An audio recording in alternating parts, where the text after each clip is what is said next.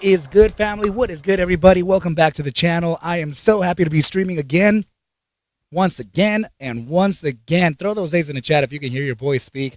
Throw those A's in the chat right away. What is good, my family? My goodness. What's up, J Pong? Good to see you there, dude. Little AR15, Joe H. What is up, dude? Oh, yeah, man. Oh, yeah. Oh, yeah. Let's get this thing rolling, man. Let's get this thing rolling. Let's see what's up. I'm about to bring the screen up for all of you here.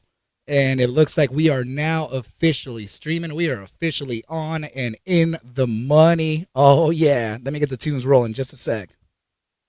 All right. Oh, man. Do we have some things to go over today or what? Philly, what is up, man? Good to see you here. Good to see you here, my bro. Oh, yeah. All right, you guys. So, J Pong, what's up, dude? What are you saying?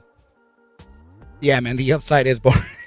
Sorry, little AR15. Dude, no correction just yet, right, man? There could still be a couple bounces here and there. It's just a little hard to get in the way of a freight train, right, as one of my buddies say. Sebastian Lim, good to see you in there. US Joe 1, what's up? What is up, you guys? Hey, Susan, good to see you here. Good to see you. So, J Pong is asking if we can take a look. Let's see. J Pong is saying, I'm up late enough again to watch a little of ARCa's live stream. Looking forward to tomorrow. Nice, man. So he is saying, hey, if you get a chance, could you check out ticker symbol KULR and SLS? Yeah, man. Yeah. Why don't we go ahead and kind of slap it on here and see what the good word is with those tickers, right? So we just have this connected here, right? Always training, always training. So this is going to be your ticker symbol KULR. No problem, dude. Of course, I can take a look at that for you, man. All good, all good, all good. And let's duplicate this thing here and put that ticker symbol SLS, right? Here we go. We can just type in SLS right over here. And yeah, man, thank you so much for giving us that quick little tip right here, right, man? These are some of the tickers that you're looking at.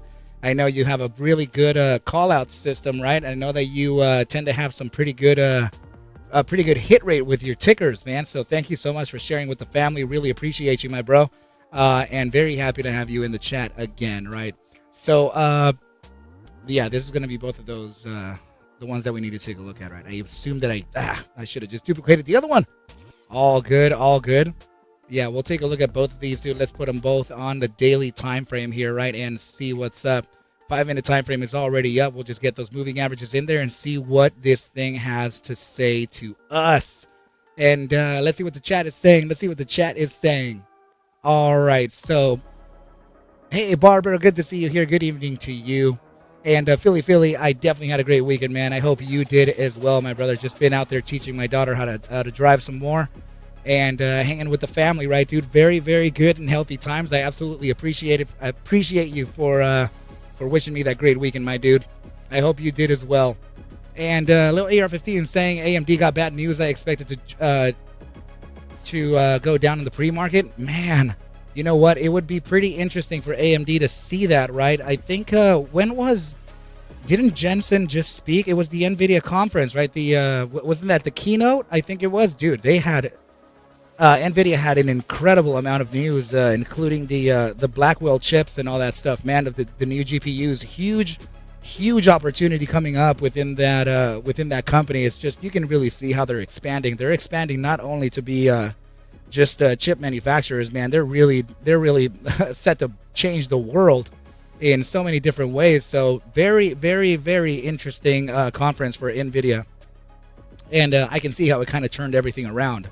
Everything just pushed to the upside. So that's kind of why I'm mentioning that it would be interesting to see AMD correct because of that pull, right? So we'll also take a look at AMD and all that good stuff, right? So now let's see. Philly saying FOXO may be a solid play. Held over the 5 EMA for the first time in a year. Whoa, is that your daily EMA 5? And FOXO is another one that you want to see, right? So let's go ahead and keep that one in there just so that we could observe all these in-play tickers, right? And yeah, I'm not sure if you guys noticed on Friday, but there was immediate pressure to the downside from the IWM, which gave some weakness off to the small caps. But it was an area of resistance that we were already expecting. Okay, so I just want to kind of point that out there because don't feel like it came in by surprise, right? It was as soon as I show you the charts, you're gonna be like, you know what, ARCa did mention that. Oh my goodness, right? But yeah, it was a very important area of resistance and one that was gonna be very tough to break. But you know, you hear that guy again? Man, why do people do this out here? Sebastian Lim, my bro, how could I ever say no to you bringing up all kinds of things like that, man? Damn it. Seb, love you, buddy. Thank you, dude. I really appreciate that so much, my man. Hey, Zoe, good to see you here in the chat. Let's start loading up the tickers here for some of the boys, right? So let's go ahead and get rid of some of these over here. I know that I have back tests of a few different kind here that I need to take a look at, as I do see Viri making some upside moves, and yeah, we're gonna go over the economic calendar a little bit later too. And okay, great. So let me leave this on the money right there and move on. So Seb, you want to take a look at NKGN, and I will say this, you guys. Seb is definitely one of my analysts, and this guy absolutely makes a good. He puts together some pretty good call outs, and some of which just sometimes just moon, and some of which rocket ship. All kinds of the good differences, right? For my man Sebastian Lim, dude. Thank you so much for coming on by, and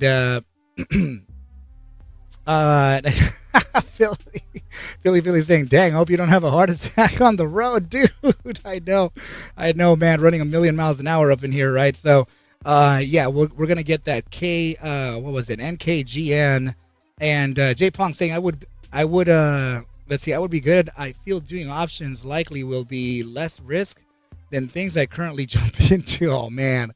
And Philly saying, I'll be back later if you're still on, bros. And Dad playing some Xbox. If I didn't catch you all, have a good night. My dude, please be well, be safe. Thank you so much for coming on by. And yeah, man, really appreciate you. And J-Pop saying, yeah, KULR is an interesting stock, not just on the chart due to all of its partners and NASA military auto contracts and all of that due diligence. Dude, that is absolutely something else, right? So not just the charts, but it's also the fundamental aspect of KULR that's appearing to be a good opportunity for the trade. So absolutely, my dude, I'm very happy to take a look at that for you, man. And let me just continue putting the tickers up here for Sebastian Lim, as he has another ticker here for us to observe. It's going to be ticker symbol B. W, right? So let's go ahead and make sure to get that one in the money, and let's see what's up. All right, so this is BW here, daily time frame, and let's keep in line the 5 minutes as well. Okay, so aside from the tickers that we're observing here, team, we're definitely going to be taking a look at the broader markets as well, right? We need to see what the overall direction is going to be for the SPY, right? We may be able to see the S&P futures, the E-mini contracts. So if we can get those things in our revolving schedule here, then we should be good to go, right? Whoa. Oh, man. Hold on just a sec, guys. Something right under my seat, not letting me roll. Hold on.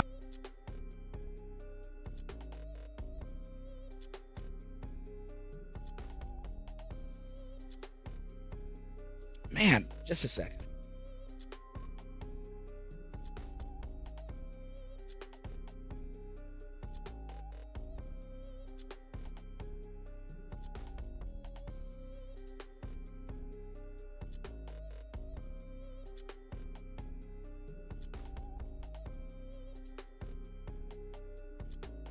There we go. My goodness, talk about undoing my lace with the same seat. Wow. All right. Okay. So, yeah, team, what I was saying is that we need to observe what the broader markets are going to be saying, right? We need to determine what that direction is going to be for the S&P 500. We're going to take a look at the small caps on the IWM and a few other tickers as well, part of the requests here, right? Because I do know that we have some strength coming in the microcap area again, especially since we just saw the rejection at the top of a critical resistance. And just to give you a quick little hint as to what that retracement was, take a look at the chart here, right? Let's go ahead and pop that open now. This is your 4-hour chart IWM. And what you're observing here is the broadening ascending wedge, or ascending broadening wedge. So we spoke about a critical resistance here, right? We broke down that target here, the support, tested the resistance. We flew all the way down, and we identified a bottom potential target that could be what we consider to be a bear trap. And the bear trap was actually, it's funny, is because this would be short-term bears, or your momentum bears or scalp bears. And the reason I'm saying that is because we never came back to officially test it with higher time frame, this resistance. So oftentimes what happens is that we drop these critical levels, and then we come back up and test that one more time before making the critical low. Now, but the thing is that I'm actually catching some downside in that volume profile for the bears. So what could that mean? And that is exactly what we're going to find out. We want to find out to see if this is in fact losing strength for the bears, and we're going to bounce again for the small caps. Got to see if that's going to be a potential here. All right, so we're going to put this slightly to the side here. Let's see where the ES is currently sitting here. The daily time, sorry about that. Let's go ahead and put the 5-minute right back in there. Let's see the daily time frame on this chart here. It looks like the daily time frame opened up around 6-7 hours ago, and looks like we're already getting a decline from the prior day. Please notice here that the prior day, it is a bearish buy formation right here, right? Take a look at, actually tri formation, right? We definitely have that shooting star printed. We have that bearish engulfing with a red outside bar. So this is definitely gonna kill that bar to the prior low, right? So that definitely killed it already. And we got to see about continuation here to the downside. If we are to continue to the downside, we already have an immediate support at the 1.61852.81, but we'll observe that a little bit later. Okay, team. So just to give everybody a little bit of a run in here into understanding what the potentials are for the market, I'm just going to give you that quick little preview, right? So now, it's speaking of previews, let's go ahead and talk about the BTC asset, as we already looked at the IWM and the S&P 500. Let's take a look at this here now, right? So pull up the daily time frame on this side and take a look at the recovery on Bitcoin, right? Huge upside from this bottom side of the last 2 or 3 days down to 62,532. Actually, the weekly low would be located right down here at 60,853. Wow. So my personal targets for this were around the $56,000 retracement from up here, right? So now what we're doing is recovering. That $68,000 mark is an absolute resistance marker, right? Please, let me just go ahead and note that a little bit of resistance side right here, right? Take a look at this. So we have resistance here, right? We have that support, nice support there. Support, resistance, and resistance, right? So we have lots of resistance there. Price action is likely headed into that direction here, and it is very likely to reject from that point. So heads up, bulls, okay? So heads up, bulls. This may not be your official break. We have to wait for at least a daily confirmation candle above that 68,240 in order for us to get a continuation to that upside, okay? So keep that in mind, and I think everything will be good to go. All right, you guys. So let's go ahead and start off these requests here. And now let's take a look at the chat as well. Sorry. So, Philly, let's see. Jay Pong is saying, got you. Lockheed Martin, SpaceX, and other billion-dollar companies into that KULR ticker. Wow, partnerships are looking really good, huh? And My Moon Vacation saying, what are your thoughts on RVSN? Well, let's go ahead and load it up, and we'll go ahead and take a look at that for you too, my man. Not a problem. My Moon Vacation, I absolutely got you. So RVSN. And we'll see what's up, right? So yeah, let's go ahead and pull that up here. Get rid of the LRC. Make sure to keep that daily time frame up and running, and we'll see what we have. We'll see what we have under the hood. Let's pop that hood open and see what's up, right? All right, 5-minute time frame on the left. Everything looking okay, man. And yeah, we'll take a look at that one for you too. All right. So J Pong saying they make advanced space batteries and EV batteries. KULR could be worth holding long term. I will try it. And J Pong also saying, when I exit with my profits, I think I will leave 15% to 20% for the long term. Wow, you really do believe in it that much? That is absolutely cool. Oh man, okay. So, well, yeah, I guess the defense side of things could present a pretty nice opportunity for some long-term holds, right? Susan Michaels with FSR and WULF, of course. Bitcoin miner WULF. I'm wondering myself. I'm actually very curious to see how the Bitcoin miners are performing against some of those against some of the Bitcoin price action. It looks like lately it has been running okay against it, right? So we still have a couple resistances on that way up, right? 274 to 281. We have to, in order for us to continue to the upside, we have to combat that top side of 274, right? As long as we're below that 274, we belong to the bears, right? But not. I will say this. There is a slight bit of danger. Okay, there's a slight bit of danger here. Why? Because it looks like we're in the process of building a pennant. Okay, so if this pennant really is building, then we still have a couple of days to go within this reaccumulation phase, right? Unless this thing is absolutely breaking out, which actually could be the issue, which could be the case right now. Yeah, you know what? We'll continue observing this, as I am very curious over how this is looking here on the daily time frame. I'm going to pull this up in another time frame to see and validate what that is. But yes, there may be a breakout prep here, and there could be a continuation to the upside. This is breaking out at that 65 to 70% to the apex, so it's looking not bad. All right, so yeah, let's go ahead and pull this ticker up, KULR, which has some pretty interesting fundamentals regarding the defense side, right? So, and huge partnerships here, Lockheed Martin, SpaceX, and other billion-dollar companies. This is great, man. Thank you so much, Jay Pong, for sharing with us this ticker, right? So, daily time frame here, quick decline after a run from, let's see, what was it, about a month ago, right? February 9th low of about 10 cents, reaching all the way up to about 26 cents in that time period. There is a gap here, and the reason why the price action ended where it did is solely because of this gap right here, right? So let's go ahead and make sure that we can keep that gap under control here, right? So we'll go ahead and just kind of jot it down like that. Please take a look at the resistance right up here, very confluent to the resistance up here as well. Okay, so usually when you face the top side, first of all, when you face the first resistance, which could have been on the 12-hour time frame, let me see. Yeah. So we faced that first resistance here, right? And then on the following day, we went all the way up and came back. I understand that we have a bearish engulfing, but this may be the invalidation candle for it. And this is also kind of resembling, a bull flag. So let's take a look at the 24-hour chart. Okay, so the 24-hour chart is printing a little bit of a bearish engulfing here. I would expect this to decline just a little bit, but I'm not seeing this as the end of the price action. Why? Because this is also paired with a different type of bullish formation. In fact, got to be very careful here because we have inclining volume, right? We have ascension we have bull volume coming in, and we have a tweezer bottom on a 24-hour period.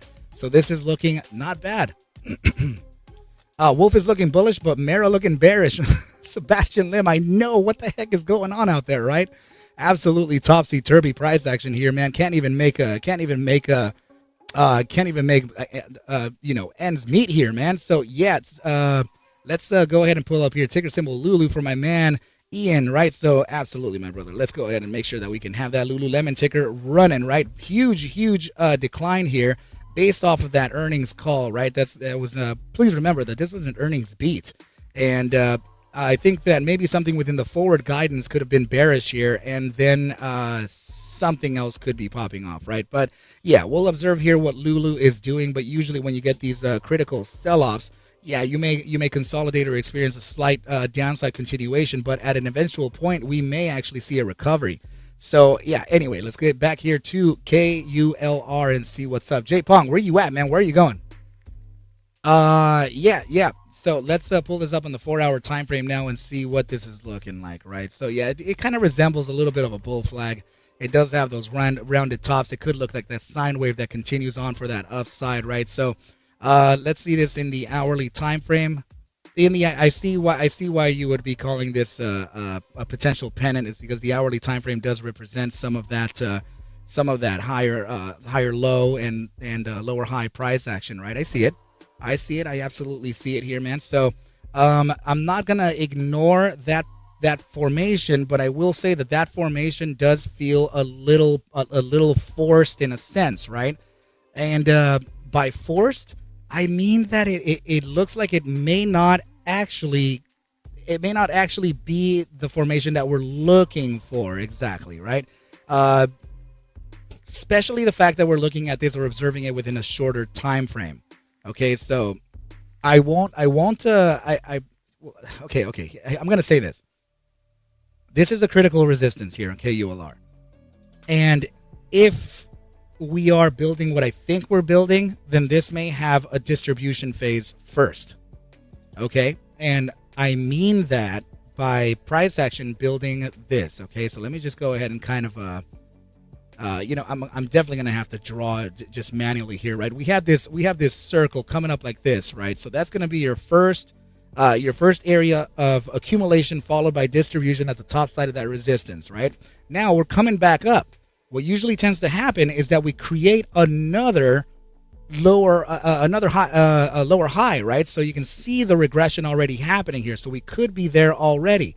Now, when this type of formation happens, this is what a lot of people would tend to consider maybe an Adam and Eve or an inverted cup and handle, right? So if that really is the case, that we're drawing an inverted cup and handle, then bottom side of your support would land right about here. Price action would essentially continue after this accumulation into distribution. Price action would bounce slightly here, fail that price action, come back up, validate your resistance, and continue to the downside, right? Now, if that is in fact your downside, then what could the targets be? Well, we would have to measure the top side of that cup, right, all the way down to that bottom side of the cup, right here, and then we apply it to that handle bottom. And the target to observe here would be somewhere around 1590. Now, the ticker is already at 2185. This is a conditional situation. Okay, this is a very conditional potential. I'm not saying that it is going to happen. Okay, in fact, a very good signal here within the volume profile that this was actually some bear strength losing, right? The bear strength is actually at a loss right here, and then we actually definitely got that top side to reflect on that loss of strength. What could be the continuation for this as of now? Well, for that type of thing, we're going to have to go ahead and observe volatility versus momentum in these shorter time frames, right? So we're going to try to cascade whatever volatility is looking like right now in order for us to determine what the continuation targets could be. Okay, so why don't we go ahead and do that now? So let's pull up here volatility versus momentum. We have a contraction phase starting. In fact, it's still coming out of critical contraction, never reached critical expansion. So that means that whatever signal in the 30-minute time frame existed, it's still on. We still have an upside bias here on the stochastic momentum, and I will say it's a very strong bias. So let's see how this 30-minute time frame stochastic momentum is bleeding into the next time frame. So from here, hey Candace, good to see you here. Thank you so much for coming on by. So right, so the 30-minute time frame stochastic looking very nice. Let's push up to the hourly time frame. Already getting that upside, very good. The only thing I don't like here is in the candle structure, right? We actually got this indecision doji, right? Take a look at this. Well, I guess it could also be considered a hammer, but these long wicks to the upside with an almost equal long wick to the downside, it's usually considered to be indecision. Okay, so let's go ahead and continue here to the bi-hourly time frame. Okay, so yeah, we can see here that the hourly time frame does not have enough thrust to push into the bi-hourly just yet. So this means that we're going to get some immediate short-term upside followed by a continuation to consolidation or to the downside. And we are going to determine what that could be. So something is up here working as resistance since we are getting a limited downside starting from that hourly time frame upside push on stochastic momentum to that bi-hourly time frame, no upside push. So in other words, we can use the bi-hourly time frame RSI to determine why. So take a look at here.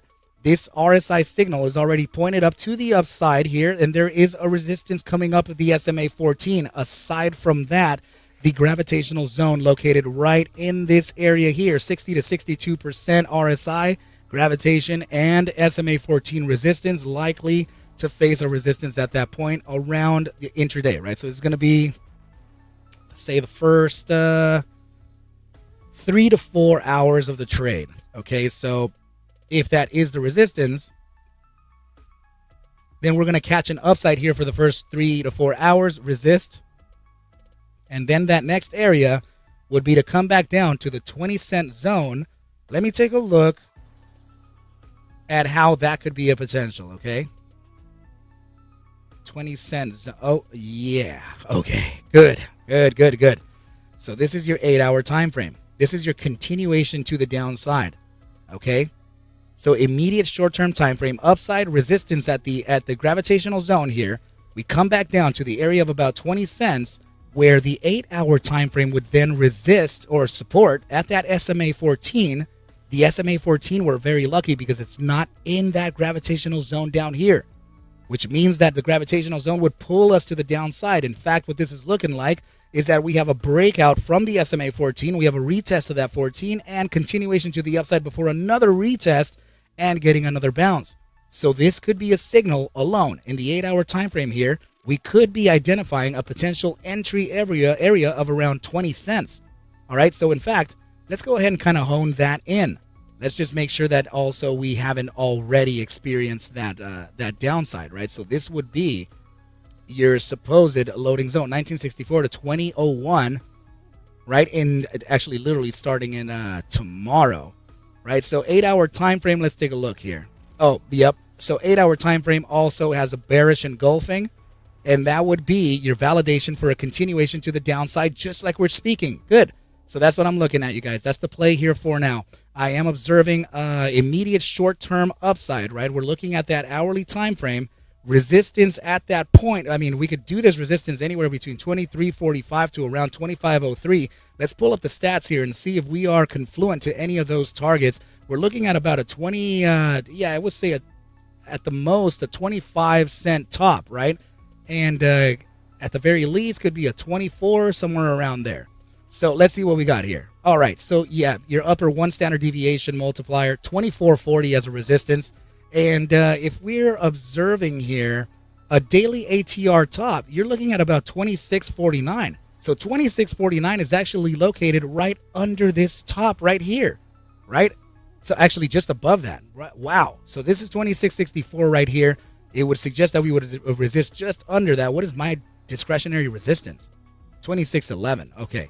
Yeah, so your daily ATR top coming up to 26.49. Let's see what, since we said the bi-hourly time frame was the one that we're going to play, let's see what we have in here for the stats. Okay, so 23 is actually the acting resistance for this. So very interesting because we already have 23 as a discretionary top. Your 25 cent zone, here it is, right? Upper one standard deviation multiplier, 24.74, which would mark off the position right about here and right in the area that we were speaking of just before. Okay, so yeah, we do have some confluent signals to use for that resistance level right there. And check it out. Your 4-hour time frame, one standard deviation multiplier to the upside, 25.60 as well. Now, what I mean by this is that we're going to use the one standard deviation multiplier resistance at that at the top part of the 25. That means that from the 25, we come back down. Let's go back to the two-hour time frame, right? We come back down to the area that we're looking for to load. And that loading zone we identified to be somewhere around the area of about 1964 to 2001. So the mean reversion on a bi-hourly time frame is 2190, right? So now what's that mean reversion here on the 3-hour? 2068. Mean reversion on a 4-hour, 18915, right? Or 18916. Guys, that's all rhyming together really nicely. That means that the play, the way that we described it, should be happening in that exact manner. So loading zone here for the aggressive traders would land right at about 1964 range, right? The problem here is that is also inflection. Okay, so if you break this area, start closing an hourly candle minimum, especially a 4-hour candle, beneath the 2001, that means that the likelihood for facing that downside target of about 1591 becomes greater and greater. Okay, so keep an eye on that, all right? So please be careful. All right, so KULR out of the way. And Jonna, good to see you here. I know that you are experiencing some off. I know it gets really late for you. So, guys, I'm going to have to just go ahead and put pause on your request right now and take a look at DIS for Jonna as she has requested this ticker for a couple days now, and I haven't gotten to read it for her. So, gentlemen, please go ahead and express your chivalry here for a young lady, and we will observe her ticker of choice real fast before we continue our analysis, right? So, J Pong, I hope that helped out with your ticker symbol KULR, my brother. But it is looking good. Wait for the entry, wait for the short-term pullback, and then we'll observe the rest later, right? So let's go ahead and pull up this daily time frame here for ticker symbol DIS and see what it has for us, right? This is going to be your Disney ticker. And let's see. So current valuation right now, 115.80. Daily closure, 115.87. Looking like we actually topped out right here, right? So if we look at this on a 12-hour time frame, it looks like we're already getting some decline. And we're getting these long wicks to the upside, team. That usually means weakness, right? So what is the decline looking like on this? Well, let me get rid of some of these indicators here to see what the overall perspective looks like within the daily or even the 12-hour time frame. Okay, so in fact, this is a breakout process. Man, let me see the daily. I think better seen on the 8-hour or even on the 12-hour, right? So let's see. Okay, let me use the 8-hour time frame. And I'm going to show you what this is. This is a bullish breakout, but we got to be very careful how to play this. Oh, dude, you're killing it, buddy. J Pong, you're killing it on that ticker, man. Awesome, good to hear. So check this out, team. This is definitely a bullish breakout, and what you're observing here is it's an ascending triangle. Right, so this is currently what that's looking like. Sorry, my OCD is always kind of deterring me. So it looks like the center of the triangle target already met, okay, which is typically the case. So let's go ahead and take that measurement here from that center of the triangle. This is how you evaluate your price objectives. So take a look at that right there. Bam! So you got the breakout here. Your center of the triangle target is leading you literally exactly to where you took profit here. 117.59 to 117.66. Nice. Your forward target here and continuation to the upside would be figured from the back of the triangle, right back here. So you're going to get this bottom side just like that, right? Then you apply it to that breakout point as well, right? So right about here. So we are observing here a potential 121.29 if the play could be done the right way. Now, Sebastian is saying, could this be a rising wedge? Yeah, it could be turning into a rising wedge. Now, the thing here is that we have such an immediate short-term pullback that it makes me want to look at the first formation first. So yeah, but yes, you're right. What this is looking like is something like the play on Tesla. We played the bull play and the bear play against each other. So yeah, I'm just starting it. So check it out, my dude. So we're going to have to use both formations to tell us what the downsides and upsides could be for each other. So we have to make sure to validate a bull play and invalidate the bull play as well. All right. So we're definitely getting some long wicks to the upside here. Weakness is starting to show. This 8-hour candle breaking below the prior bar low, that's showing weakness as well. Okay. The overall target to take into consideration here would be 121.35. Okay, so follow me here, okay, because this is a complex play. We want to make sure that we can identify both sides of the spectrum in order for us to determine where price can go. Okay, so if we did break out from this point, I want you to notice that no candle actually came back down to validate that support area of 112.82. Never got that downside. Right. In fact, we got a bullish engulfing here printed by another bullish engulfing and all kinds of continuations. So these two hints here are telling you that formation analysis is in play specifically for the bullish engulfing. But if we are using the triangle family, then the triangle family, in fact, the ascending or descending triangle or what would be called a right angle triangle in mathematics, that's the only formation in stock trading that has mathematical properties. So as far as hit rate or batting averages, right? You have a higher batting average or a higher strike rate for the triangle family, especially into the right angle family, right? And you also have a pretty good psychological read here for formation analysis that has nothing to do with mathematics. So another fact for us to observe here. Okay, so now that we got the center of the triangle take profit target, this would be a pretty nice zone for us to start pulling back. I mean, obviously we have a little bit of a support bounce right here at 115.21. I get that, but to tell you the truth, that's a temporary support and very likely to be broken. Now, the reason why is because we have a higher amount of concentration at support starting at this target here, 114.13. So this tells me now that 114.13, due to all of those connections, that's going to be the zone all the way to the bottom side of that triangle top at 112.85 to observe. Okay, right in here could be your area for a bounce. Okay, now observing the bear play within this play. Okay, this gets a little tricky here. This gets a little tricky here because first of all, we are to omit this candle here. Okay, so we're gonna do this. Let me do this. Okay, I gotta show you this very cleanly because or else we're just gonna lose everybody here. Okay, so let's take into consideration here a group. We're gonna go ahead and group this as the let's see, triangle bull play. Right, so we'll go ahead and name it like that. So, triangle bull play.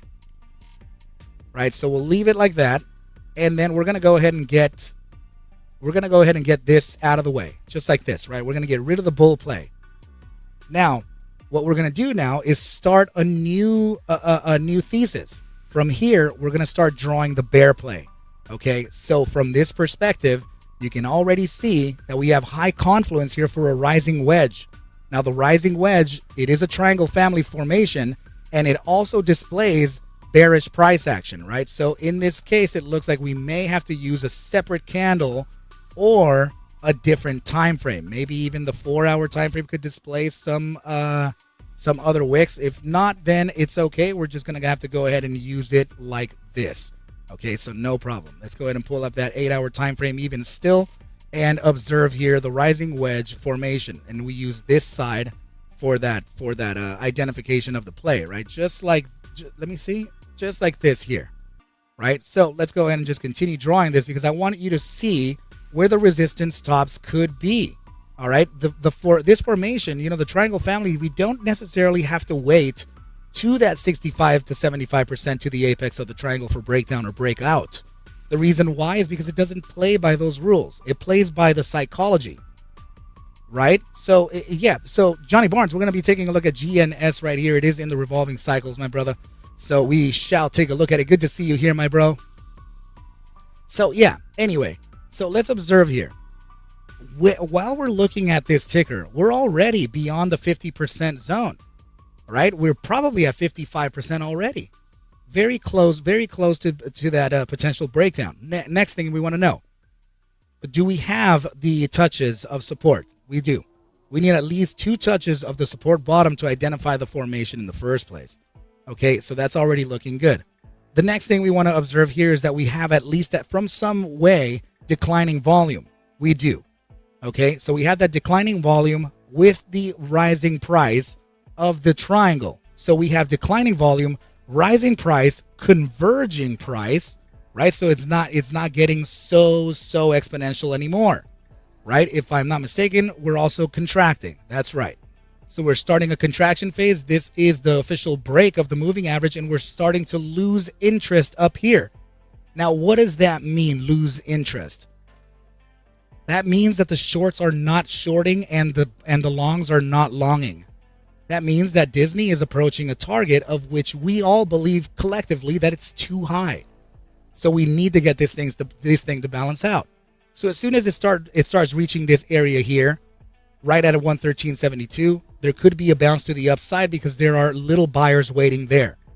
And then it comes back up, and then we start entering this same area here where nobody wants to short or buy. So people start taking their profits, right? And we have a little bit of bear pressure from people waiting here that don't really see it just yet. So then that little bit of bear pressure comes in and brings it right back down. Then we get into that area one more time where people start buying because there's a little bit of buyers there, right? You see what I'm doing, right? That psychologically speaking, this is getting into the minimal part of everyone. So at some point, everybody's just going to stop buying. So, and stop shorting. So if it stops shorting, that's probably going to be because we reached an area that's a little too critical. We don't want to get in the way of a freight train moving upward, right? So the short sellers are going to wait for the contraction phase to naturally bring the price down.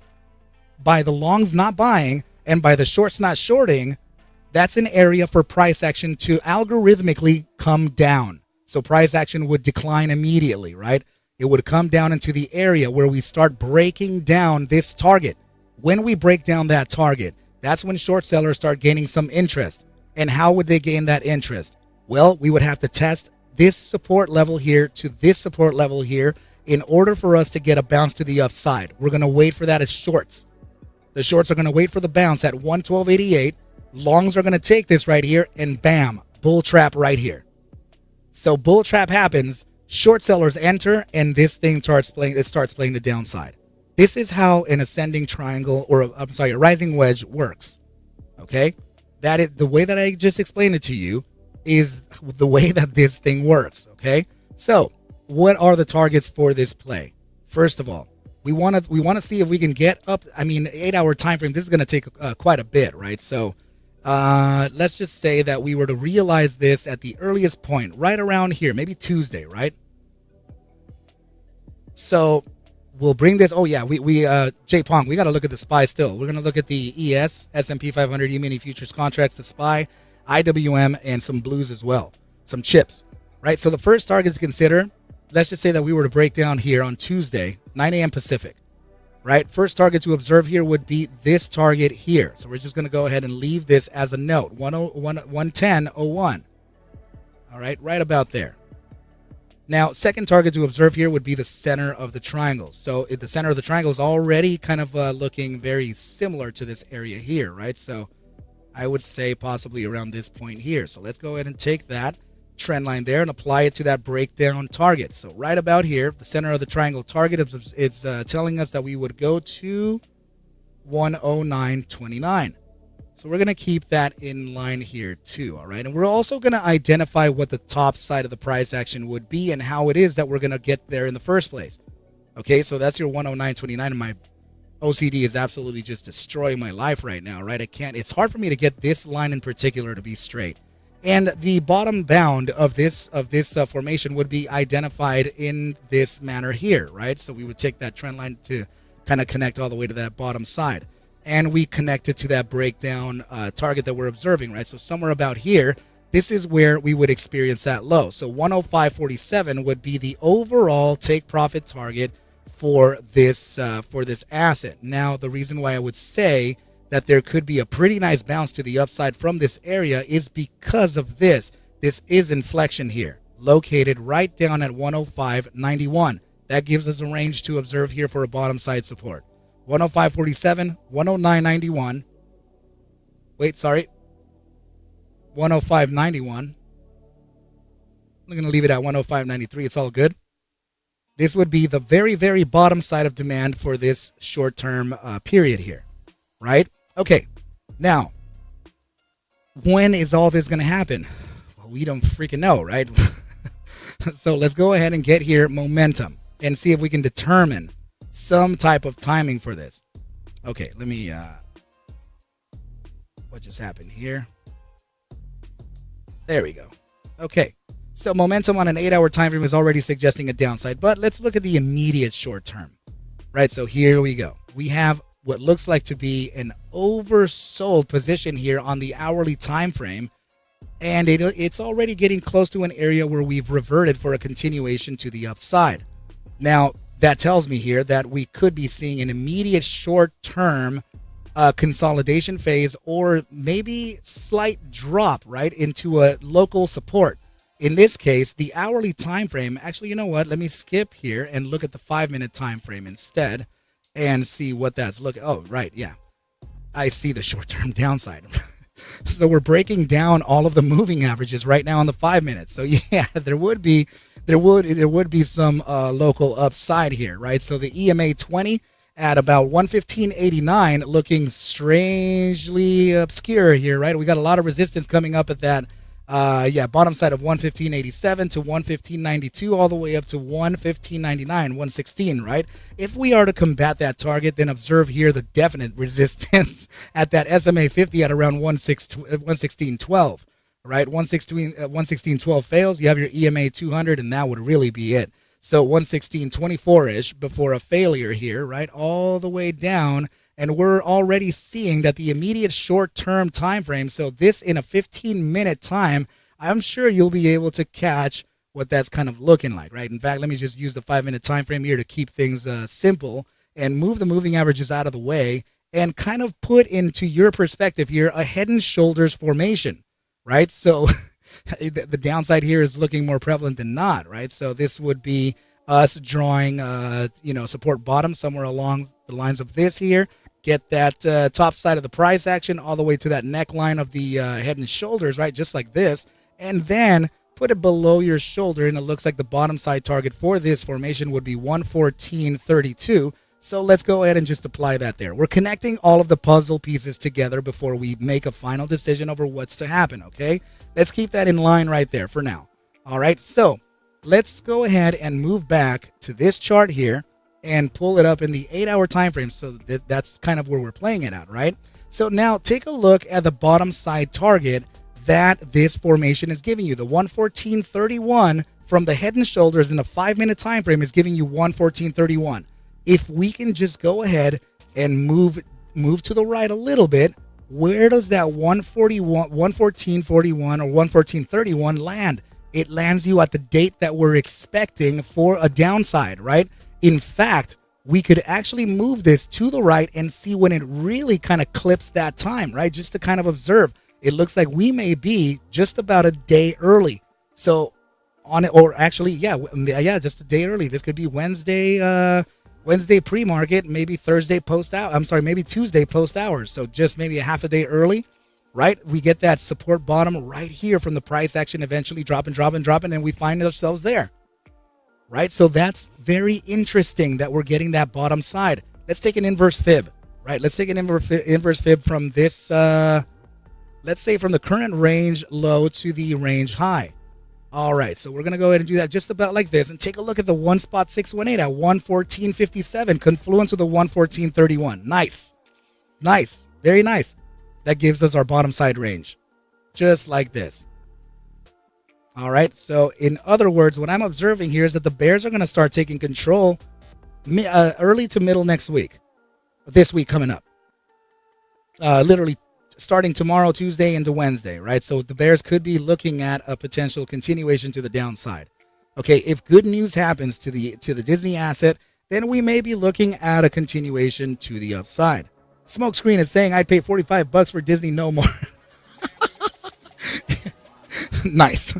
Aiden, what's up, dude? Good to see you here in the chat. Very good to see you, my dude. And J Pong saying maybe get the puts for Disney next week for the monthly, right? Getting monthly puts on this play could definitely send us down to the to the gates of hell over here, right? AKA the freaking the green bills are gonna start printing here, man. So right, but just know that this is just a little bit of a technical analysis paired with some geometrics and some formation psychology, right? So if this is actually going to be it, then there could be a massive signal here for us to observe. Now, let's go ahead and just gather this together, right? All this crap. Let me just see what this is. I think this is the okay, good. So yeah, let me grab all this stuff here, and we're going to name this the bear play. Okay, so let's group it. And let's see if we have any confluence to the other play. So this is going to be triangle bear play. Okay, so now let's go ahead and block the visibility here, right? And we're going to take a look at our triangle bull play, right? So this is triangle bull play and triangle bear play. So let's see what we have in store for us. I want to see how we can, you know what? It would have been awesome if we can just identify this as a brighter color, right? Let's just go ahead and leave these. Yeah, you know what? I'm going to do that. Let's just go ahead and keep this a different color so that we could identify the differences here, right? So this is going to be the bull play take profits.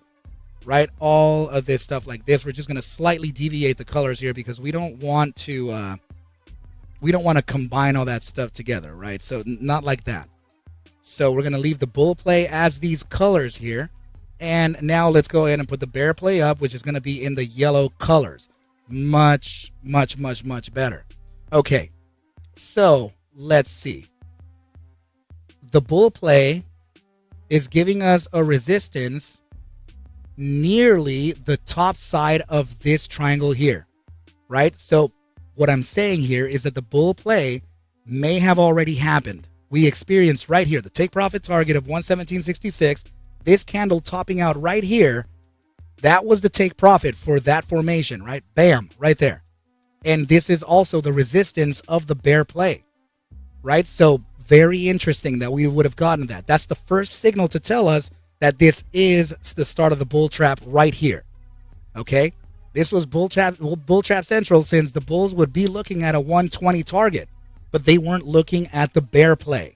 All right, so the bear play here giving us resistance at that top side. By the way, team, what I am actually expressing to you, what I'm showing you here is the strategies continuation that we're going to be doing for the ArcMasters course. So get in contact with me, right? I'm getting already a bunch of students of the prior students to continue their course here. So ArcMasters course, the strategies segment is going to continue here for another 8 to 12 week program. So get in touch with me at ArcMastersCourse@gmail.com, where you're going to learn more of this. So this is strategies, right? We're going to combine bear bull strategies. We're going to combine different types of bull strategies all together and use the bear side to invalidate or use the bull side to invalidate one or the other. And this is going to be how the executions really happen. So get in touch with me on ArcMastersCourse@gmail.com for more information regarding the strategies continuation segment. All right, team, so let's go ahead and continue on the analysis here and see what that determination could be. Now we have the bear play, just to give it to everybody like this, right? We're just going to make sure that we can at least have this as red, right? Your red is going to be the bear. Your blue, your light teal, green, whatever that is going to be your bull play. All right, so this here is your natural bear targets, right? We're gonna take these into consideration here too. All right, so not everyone observes the markets in the manner in which we're observing it now. Okay, so this here, team, what we're observing in the immediate short-term time frame is also part of that bear play right in here. What do I mean by immediate short-term time frame? Please remember, if you're new to the chat, let's go ahead and move ourselves along to the 5-minute time frame and observe 5-minute time frame head and shoulders formation, right? We can use that neckline to determine what the bottom side area could be for support right down here. 114.32 to 114.57, 114.32 would be that bottom side. Let's move along to the 8-hour chart and take a look at how that works. Well, we got the bear play and the bull play take profit right up here. Bam. Now, the 5-minute time frame formation combined with the long wicks that we're getting up here, weakness, taking us down to this target here. Now extend that 114.31 over to the right, and this is your bear support. And that is also your bear target for the immediate short-term time frame, and this is going to be the preparation for a downside. Wait for the bounce. Where are we bouncing to? 114.31. Where the heck could this go? Well, not only for the fact that it's located right at the 1.618 fib, geometrics are aligned and supporting that downside for us. Wait for the bounce to this level here. 115.22 would be an aggressive bull entry to start the breakdown process. Target number 1. 110.01.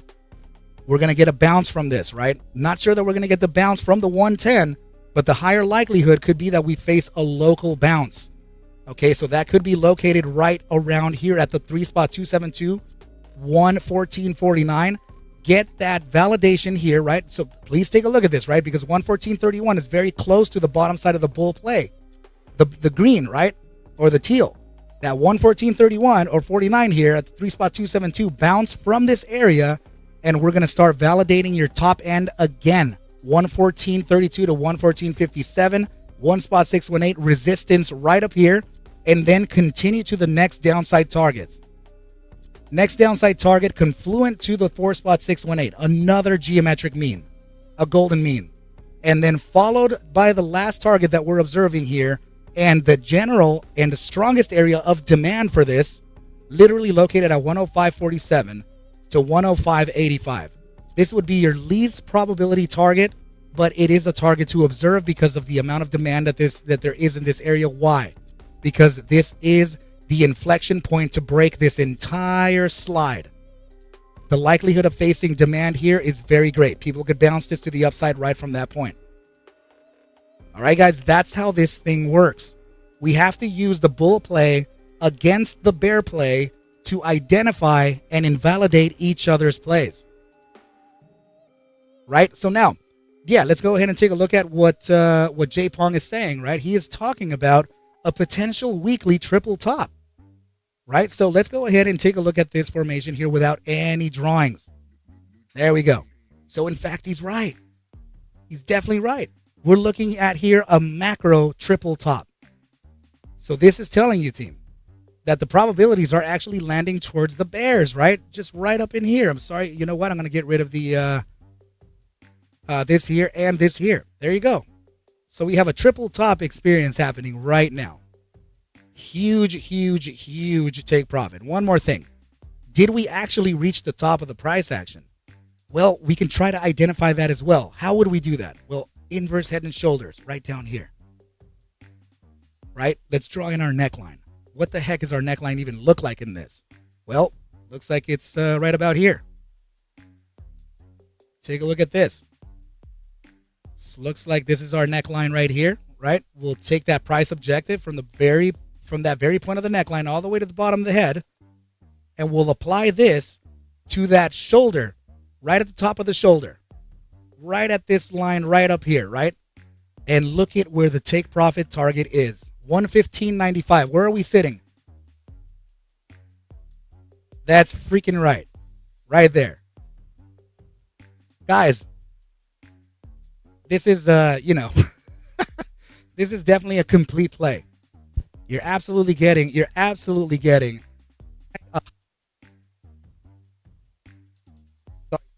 Well, am I cutting out? Are the vocals cutting out? Am I still good? There we go. Here we go. Sorry, guys. All right. So yeah, this is a pretty much a slam dunk play. Anything can happen in the markets, you guys. Anything can happen in the markets. We could at any moment just resist here. I'm sorry, just blow by this resistance and continue to that upside. But historically speaking, ticker symbol DIS has not been able to break through that level. That's right, Sebastian. This is looking like a massive bear play. And we were already making the determination before even knowing this, before Jay Pong was like, dude, look at the weekly. Right? So, Batter, what's up, buddy? Saying good morning from Amsterdam. All long time now seen ARCa, right? It's 5:15 a.m. here. Are you looking at the earnings for GME? Chart looks like it should move hard either way. Dude, oh my goodness, man. I would probably get freaking killed if I look at that ticker. Yes, yeah, definitely. It could be a strong move either way, right? I dare not to put analysis out for GME or AMC, man, because man, I would immediately be attacked both sides, all the bulls and the bears. Oh yeah, Ian saying you shill. Yeah, smokescreen. I agree. Right? They would completely try to, they would. I would be pulled pork. ARCa pulled pork. So yeah, you guys, that is the play now for ticker symbol DIS. Jonna, I hope that you were able to gain from this play, right? So this is absolutely looking like some weakness here. There could be a short play in hand here, and I do completely thank you for bringing this opportunity here to the team, as we definitely have a play that could be in play for the following week. Let's sub taco and ARCa pulled pork. Let's go. And Mark Roach, how you doing, buddy? Good to see you here. Let's see. Then consolidated in a channel of. Yeah, I'm sorry. So you were talking. Let's see. Good evening, team. Hey, ARCa, can you please do a quick TA on ANGH, dude? Yes, I will. I do have I do hold on just a sec, okay, because I have a crazy schedule here just ahead of you, and Sebastian Lim came over here and like donated to me like $1 million, you know. So I have to make sure to get to him. As you know, dude, I can't say no to the boy. But yes, Mark Roach, let's take a look at that ticker as well. What do you have there? Jonna, you're very welcome. So let me do that one, right? So that was ANGH. I will keep it here. And we shall observe ANGH. Okay. Good deal, my brother. So now, let me go and we did KULR. We did DIS. Now let me do one for Sebastian Lim here. Sebastian wanting NKGN, right? NKGN. Let's take a look at these real quick. So daily time frame is already giving us a little bit of a signal for a continuation to the downside here, right? Long wick to the upside, break of that market structure, very nice, but it is a critical resistance of which we were observing already. This is also giving us a shooting star formation. So shooting star formations usually give us a downside, right? So the only thing that I will say that could be preventing the downside from continuing would be the fact that we closed above the range high from the prior day's bar, right? So we closed above the closing and above the range high, and we're sitting at 232. So that technically, on this bullish engulfing hammer candle combination, this would be the continuation candle and a validation candle for the continuation to the upside. Now, the problem here is that if we already faced that top side of the resistance from this point here, meaning that was this already the upside made from this signal? So that's what we're going to have to determine now. Okay, so in order to do that, let's go ahead and just move on to the 4-hour time frame and observe what volatility and momentum are giving us, right? So we have a very nice pivot to the upside here, and it looks like expansion is starting one more time. Let's look at the hourly time frame. Hourly time frame getting a push to the upside as well. It looks like volatility is going to start increasing very nicely here too. Not to mention the fact that we're getting a very, very, slightly slow, but it is a gradual incline. It's not one of those explosive upsides that we just get for an immediate correction, right? So this is good. Okay, so we have the upside on the hourly. Feeding into the bi-hourly time frame, of course, it's fluctuating here a little bit, right? But it's still upward biased or upward poised, right? And take a look at the 3-hour time frame, same situation, leading into the 4 hours upside. Now, how does the 4-hour look like into the 6-hour? Very nice. Very nice. In fact, the 6-hour time frame is already getting that potential continuation. We're about to break that volatility component above the moving average here, suggesting a continuation to the upside. How can I say upside? CoinFox, what is up, my brother? Good to see you here. Right, so let's go ahead and just take a look at this, right? So look at this. We have expansion happening, which means that volatility or the disbursement of returns, the frequency is changing here. That means that we are increasing the amount of returns. Okay, so that transaction is moving faster and faster at this point. We're getting a crossover here in the stochastic momentum indicator pivoted towards an upside. We have that upside. Posturing. We have the upside continuation for expansion, meaning that we're hitting the gas. We're throttling towards the upside since the bias is an upside, both on the 4-hour and on the 6-hour. 8-hour time frame getting that upside bias as well, and it looks like the volatility component is already trying to cross here too. Right, so we're going to have to observe this very closely, but the 4-hour time frame is already giving us the potential of upside continuation, potentially mid-session. I would say mid-morning to mid-session tomorrow. Right, there could be a continuation to the upside. We may see a little bit of fluctuation here down into the areas of about 235 to about 229, bottom side of 223. Get that get that distribution into a reaccumulation phase, and we shall continue this upside here. Right, so I will point out that we have critical resistance located in this zone here. This is your inverse golden pocket. Right, so us leading into the resistance of this level of the knot 618 at 253, completely normal. So that is why I'm thinking here, we'll get that upside, right? get a little bit of take profit here, bring it down to that range low, right? And then which would be the prior day's. Let's see how that prior day low is looking like. Yeah, we'll take it to the prior day open, right down to the 223, potentially prior day low at 221.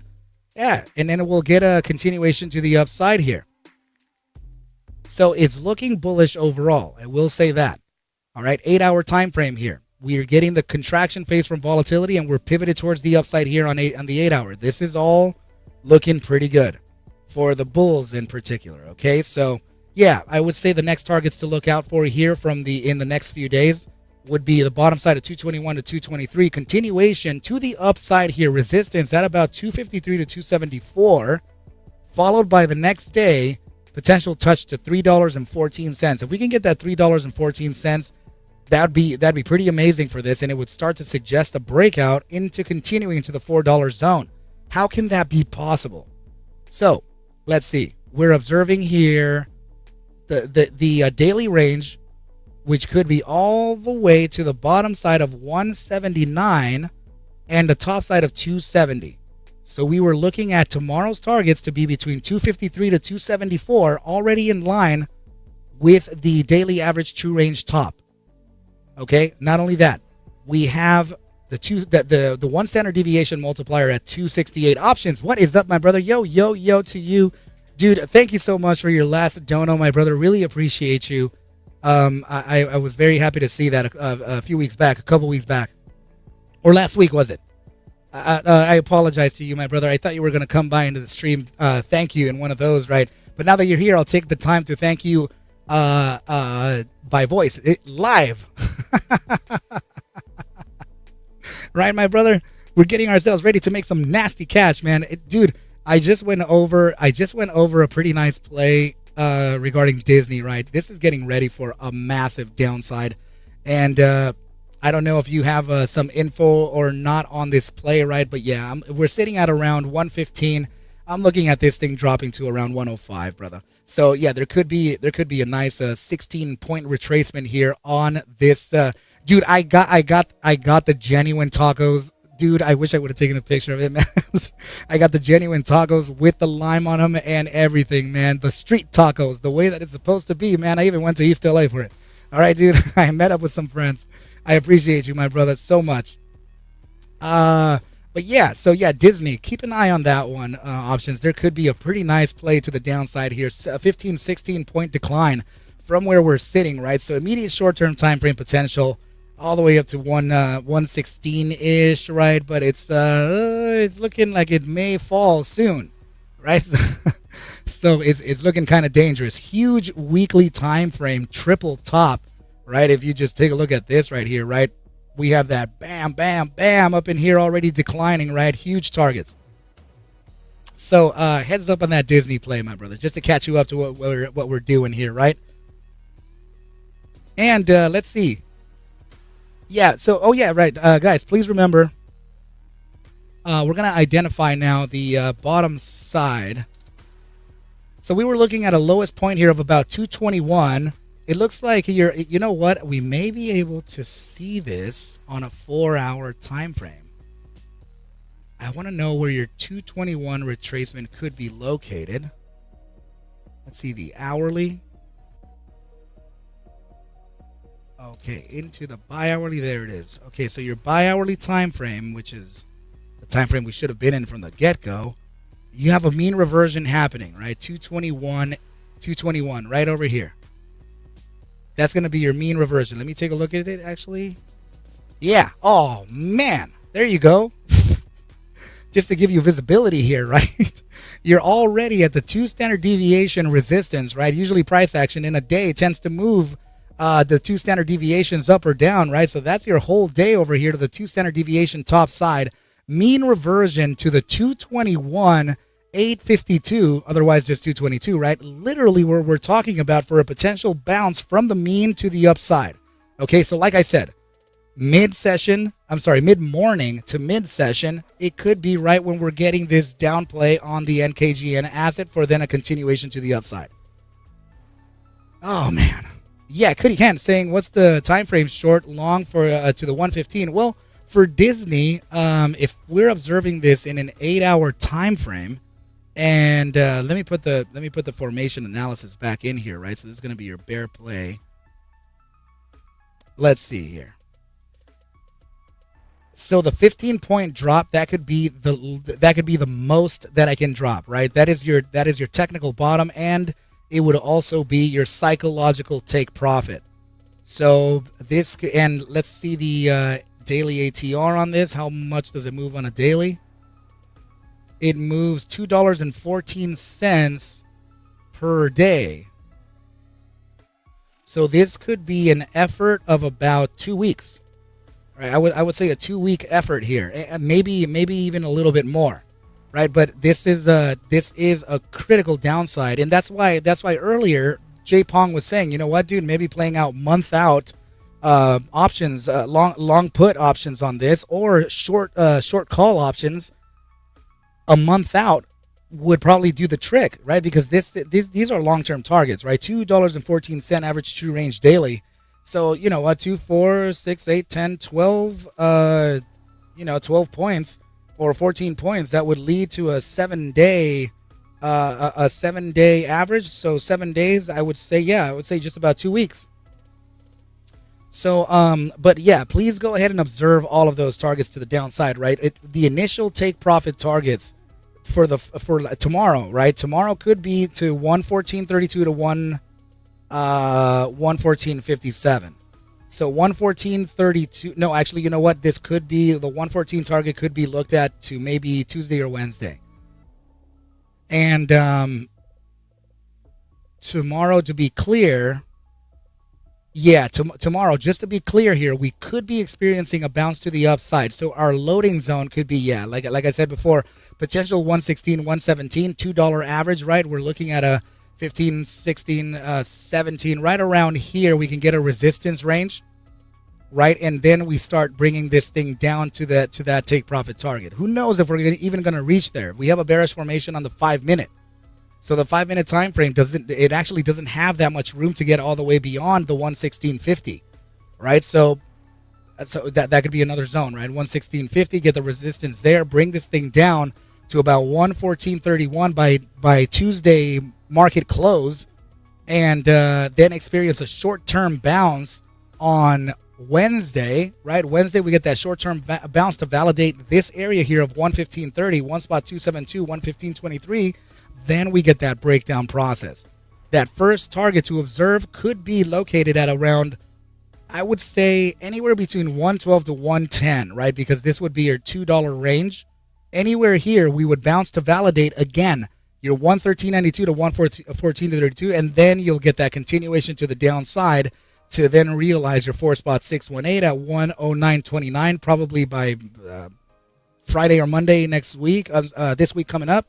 And then into the following week, maybe Wednesday to Friday, again, we could see this downside, which now makes me want to backtest what are the most red days Disney tends to have, right? So there could be an average of around Friday or Thursday-ish, right? So this is Mark Roach, thank you so much, my dude. Market closed Friday. Okay, so market is going to be closed on Friday. So, yeah, we're going to have to skip a day here, right? We may be extending this into, maybe, we're just going to push this one more day. So if we're going to experience the official downside of the 105.47 target all the way to next Friday, not this Friday, the next Friday, then that means that because of the closure on this Friday, we may experience that into the Monday or Tuesday of the following week. And remember, guys, it's really hard to time the market. That's not something that you really want to do. You got to be reactive to what the market is doing presently. But that doesn't mean that we can't put together a quick little outlook, right? A quick little a potential time frame-ish, using average true range, using momentum and all that stuff, right? But I gotta tell you that it doesn't always work out, right? It doesn't always work out to time that market. All right, you guys. So, guys, let me just take a quick little sip of water here. Just a moment.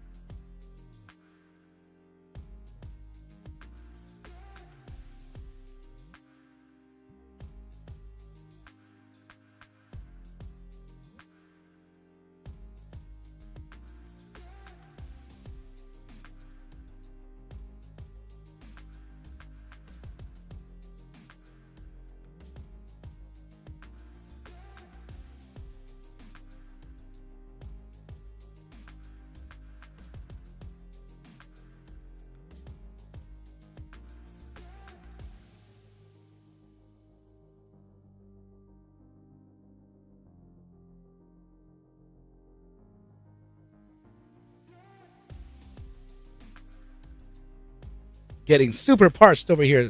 Got it. Thank you, team.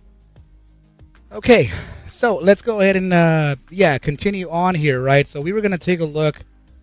Okay, so these are the ones that we got out of the way, right? We got the Disney Bear Play. We got NKGN here. This is also going to be a potential bear play as well. You know what? For now, right? So we want to wait for the retracement on NKGN down to 221, 220, the 220 area, right? And there we go. So yeah, that was what CoinFox was just saying. US1 toggle. That was the market closed on Friday in respects or in observance of Good Friday, right? And now Mark Roach is saying that the U.S. stock market is closed on New Year's Day, Martin Luther King Jr. Day, President's Day, Good Friday, Memorial Day, Juneteenth, Independence Day, Labor Day, Thanksgiving, and Christmas, right? So that, and in between all of the weekends, that is what averages to your usual 47 to 252 trading days in a year. And so let's see. Okay, yeah. So we're gonna get that potential reversion here to 220, bounce from here, and then the continuation would start.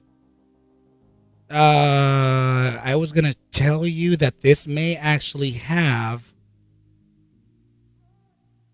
Let me see something here. That's oil. Let's run a correlation coefficient against the small caps. Let's pull up the indicator correlation coefficient, and we're gonna run a comparison test to the IWM and see how the price action is kind of moving against it on a weekly. Okay, we're getting a little. There's no correlation, but it is kind of lifting off a little bit. Let's see the daily. The daily has some correlation, some, not perfect, but it does have some correlation to the IWM small caps. CoinFox, you still in there, buddy?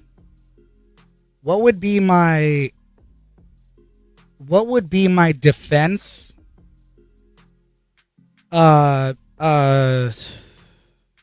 Index? Or defense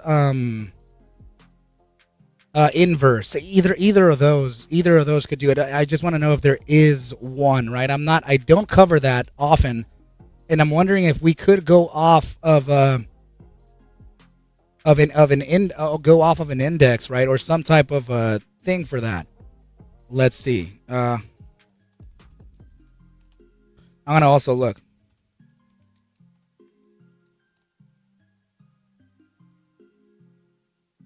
Let's take a look here.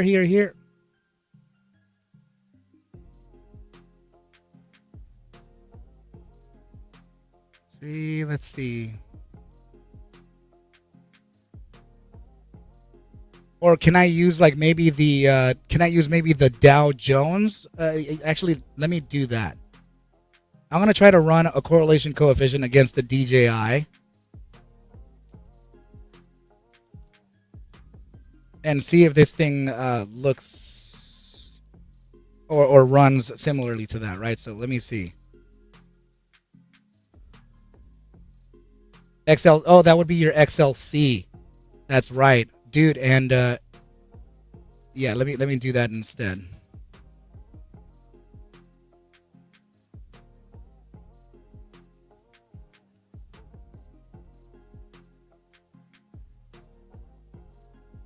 Let's see.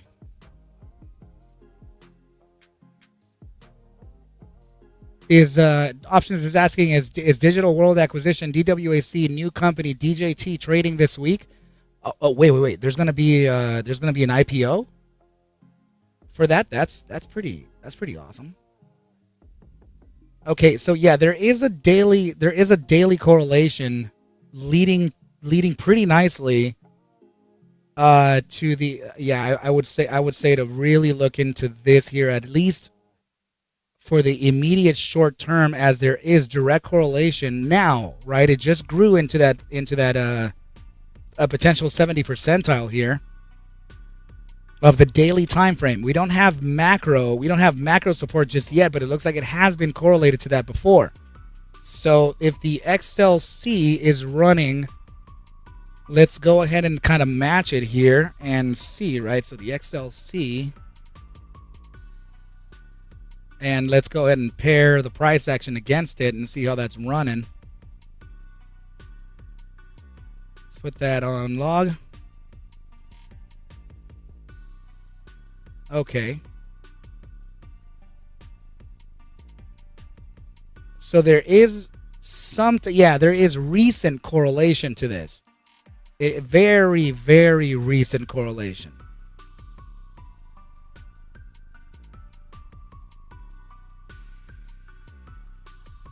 Let me see. Because as of, it's very recent because it's been kind of inverse until just now. And that would make a lot of sense.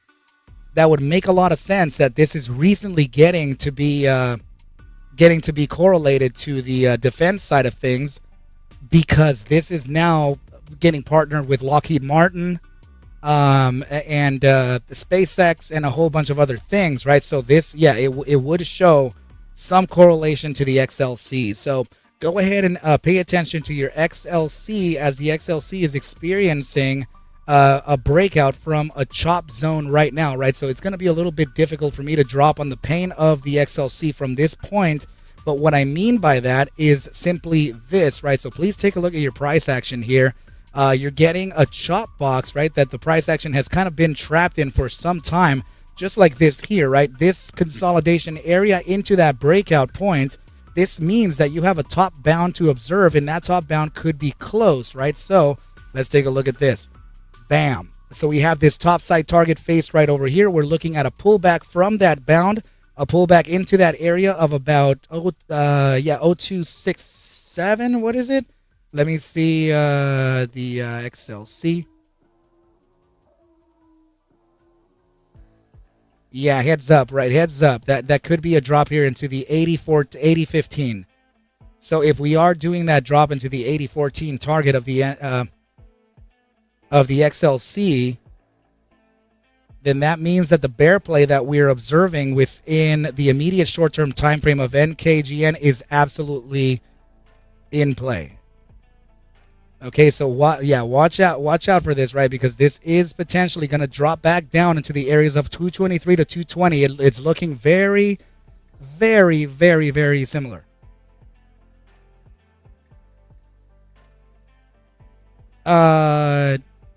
So Jay Abrams, my buddy, is Powell speaking on Friday? Is the Fed also functioning on Friday, even though it's Good Friday?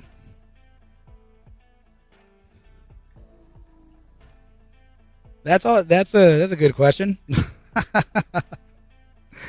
Jay, let me just go ahead. I have a few, and I'm being very, very genuine here with you, but I have a few requests ahead of you, right? So let me go ahead and try my best here, right? So I'm just gonna go ahead and list it here, right? But I did receive a very kind donation from one of my analysts, and I can't say no to him, my brother. Let me go ahead and continue on the analysis, and we'll try to get through these tickers as soon as humanly possible, right? But everything looking good. Opportunities in the market are coming in left and right.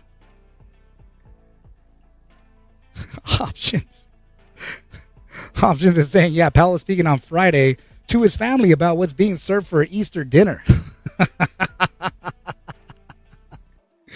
Good times, man.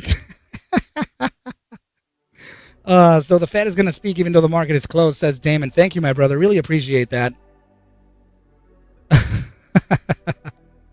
So Elon's going to buy the float. Yeah, right, man. Oh, my goodness. Okay, so yeah, let's go ahead and continue on the analysis here. Let me go back to ticker symbol BW for my buddy Sebastian. Really appreciate you, man. Really appreciate you, my man. That's a very kind of donation. So yeah, let's observe here what this thing has. Let's just pop the hood open here, right? Yeah, chop zone downside here, target acquired, and this absolutely rejecting from that bottom side. What could that mean for this ticker? So what I do notice here is that this was a macro time frame or an actual time frame double bottom, right? So this absolute double bottom here is leading for a potential continuation to the upside, as this bottom side of the price action around 78 cents eventually over the next few weeks led to a top side of 1031. So BW here, this could be a macro bounce here. Wow. And now we're getting some bull volume introduced here on the daily time frame, 12-hour time frame, having a little bit of a decline here in that bull volume, but that's expected leading into resistances, right? We definitely have some local resistances there, specifically right here, which is where we're kind of resisting from, right? So this could be that break and continuation. So let's observe here 4-hour time frame momentum. So let's take a look at this, right? So wow, 4-hour time frame, stochastics pivoted straight to the upside, bullish control zone entering your gravitational zone up here. We're in fact still expanding, right? We're about to cross over that moving average for a continuation into expansion, even though we're already in critical, right? So let's go ahead and continue on here and see what's up, right? So this, wow, head and shoulders formation, 4-hour time frame here, right? It's kind of, all of this stuff is kind of cascading into each other. There's a bunch of plays happening on this. Let's take a look at what the regression is for that shoulder. Yeah, it could be actually just like this here, right? There you go. And let's get that top side, right? Just like this. We're going to get the easy targets out of the way first. So this is implying a move to 259. We're going to validate this as we go. Okay, so we're just going to do everything in our power to determine that, right? So this is going to be your swing high to swing low, buy daily high to buy daily low. Top side targets here. This is absolutely confluent with the top side of the 3-spot 618, and it's smack in the middle of your 3618 and your 3-spot 272 Fibonacci retracement. So that gives us a range. Let's go ahead and note it down just like this here, right? And guess what? Your 50% of the retracement, or 50% of the take profit here, is your psychological take profit at 259, smacked right in the middle of this area here, right? So we're just going to go ahead and put or jot down our psychological price objective just like this here, right? There you go. So now let's see what else we can do for this. What is in this area in general, right? What is there? Well, what do you know? Huge resistance at this point here. Okay, but of course we have a long way to get there. In fact, the daily range for this, like how much can this trade on the daily range? This looks like it has about a 17 to 18 cent average true range. So that means that this can move from the opening of the day 17 cents up or down. Okay, so let's determine what that direction is initially. 4-hour time frame, we already determined huge strength for a potential upside continuation, upside bias on that stochastic. 6-hour time frame already bleeding in that upside, critical expansion as well. 8-hour time frame upside pivot, critical expansion. Damn. 12-hour time frame expansion, upside. Guys, this is ridiculous. Daily time frame, here is your massive signal, and this is very likely to continue on to the upside. Super likely. Bi-hourly time frame getting the thrust from the hourly, right? So the hourly is your pullback. Let's identify where that pullback is leading into. So let's see, maybe the 15-minute actually. 15-minute, and let me get my RSI in line here, right? So yep, definitely resisting here. Let's see. Let me pull up some averages. Where are they? Here they are. Oof, yeah. Yeah, your high likelihood here would be your SMA 50 at 122. Yeah, I would say just about 122. In fact, yeah, that's, oh yeah. Yep, that's definitely it. That's your lower bound 2 standard deviation multiplier, 121.97. So yeah, that's looking like it would be around that zone there. Yeah, 2 standard deviation drop to 122. Can we do that all the way down there? Yeah, we definitely could. Okay. Yeah, so immediate short-term time frame decline to around that 122 zone, SMA 50, 15 minute. And if it can continue to the downside, I'll give you the range. So 122 to the bottom side of about 118, and that could be, yeah, that could be your range here. And if there is, let's see, 120, yeah, yep. I would say right in there. Okay, so if this can move 31, that's going to be 10, 11, 12, 30. Yeah, so that would be stopping it here. What you're looking for is your SMA 50 to the SMA 100, right? But you would think that the SMA 100 is what you're seeing here because you have those support bounds there. But I would honestly wait also for your 15-minute EMA 200 at 113. Okay, because remember, you have a 17-cent daily range here.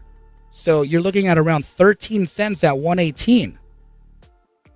So if you can get down to around 115-ish, that would already be really close to your EMA 200. So might as well drop it to that EMA 200 115.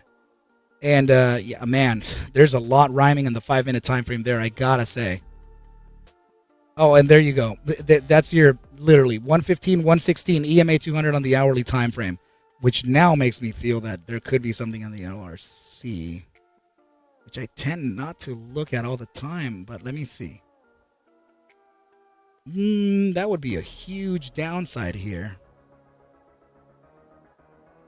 Yeah, no. I think I would take into consideration the physical targets instead of the regression targets.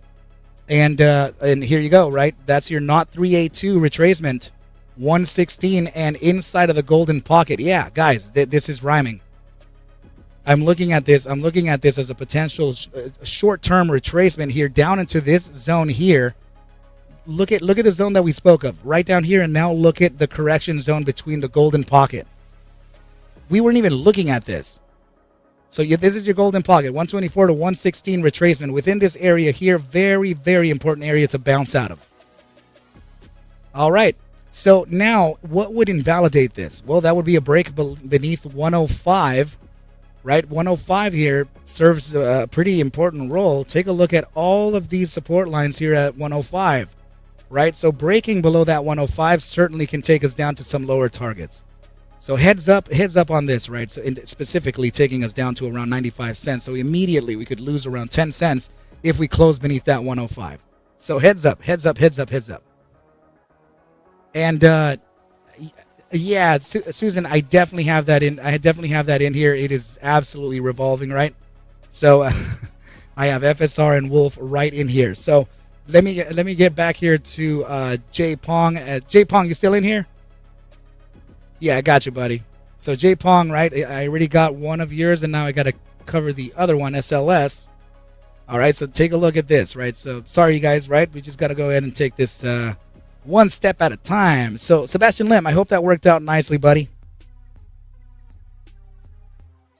You're thinking the 146 break of the SMA 100 will fly? Yeah, I think so too, dude. I think so too. So heads up on that 259 target on top. Of course, resistance is along the way, but definitely heads up on that, right? Wow. Damn. Okay, so let's take a look at SLS. What is it doing? Okay. I see. This would be a very critical resistance for SLS right in this area here, right? This area here combined with the top side of the price action which we just got is very critical. Now, aside from that, of course, I'm not blind, right? I can definitely see your resistance before the gap. So your resistance before the gap, that would be an important break here in order for us to gain this huge slip and slide, right? So I will say that don't be faked out here because it is a range. Just like this. In order for us to gain a clear upside, I mean, it's going to be a little bit of a choppy road, I got to admit. But they are big, big jumps. Yeah, we would need to clear this 192 here. Get, since it is, I mean, the gap is 192. Oh my God, are you joking? 370 to about $3, the gap? What the hell?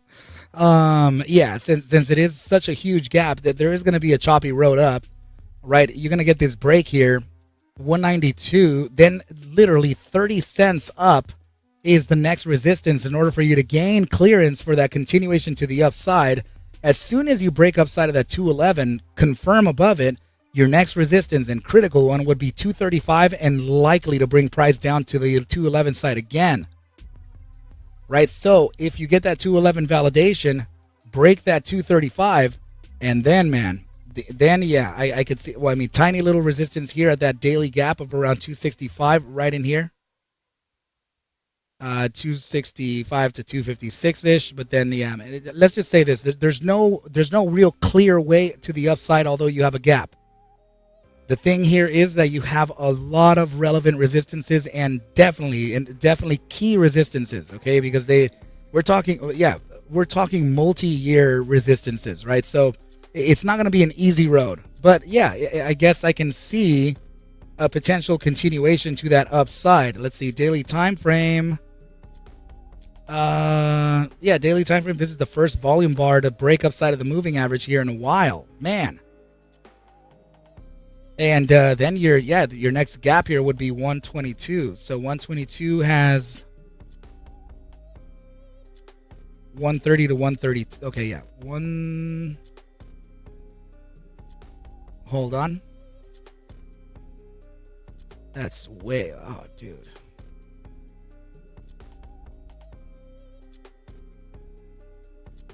That's a lot of relevant resistance, man. 122 to 132 is a lot of resistance within that way. Break above that 132, then you could probably see a nice slide to 173, maybe a few days.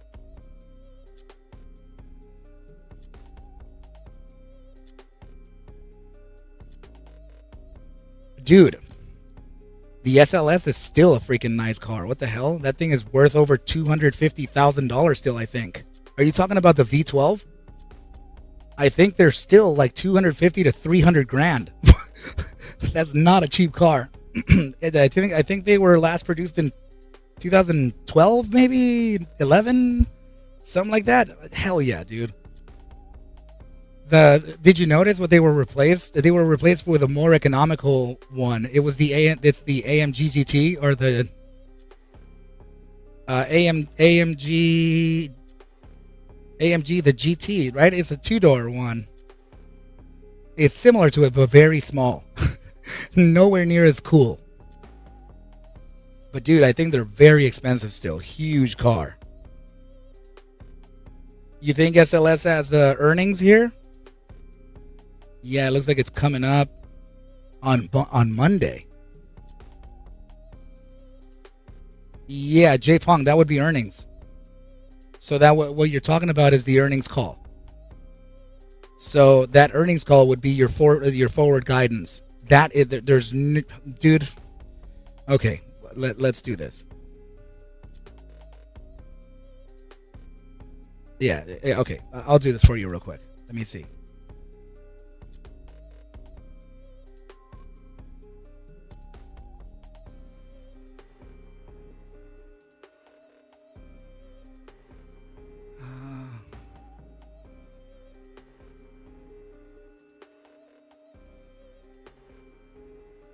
Dude, no way. That's not bad. That is not bad considering. Mark Roach.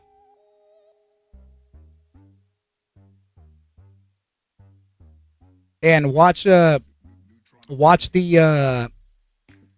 price on that probably go up because used cars are going up like crazy. Let's take a look here. So earnings.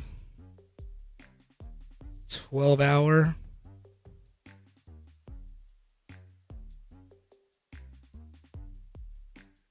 This was about a 4-cent decline. This was on an earnings beat. This got a 58 to 39. Damn. That was an 18-cent decline. Earnings miss 175 to 144. Damn. So that's like almost a 30-cent decline.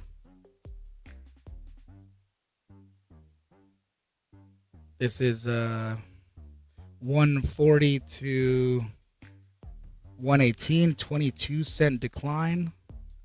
This was an earnings beat.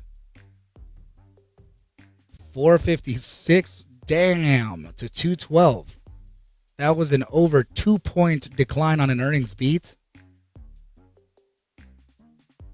We have one earnings upside from 212 to 379. This was another earnings miss. Damn, dude, from 686 all the way to freaking the next earnings call to 2. Wow. Multiple point drop, dude.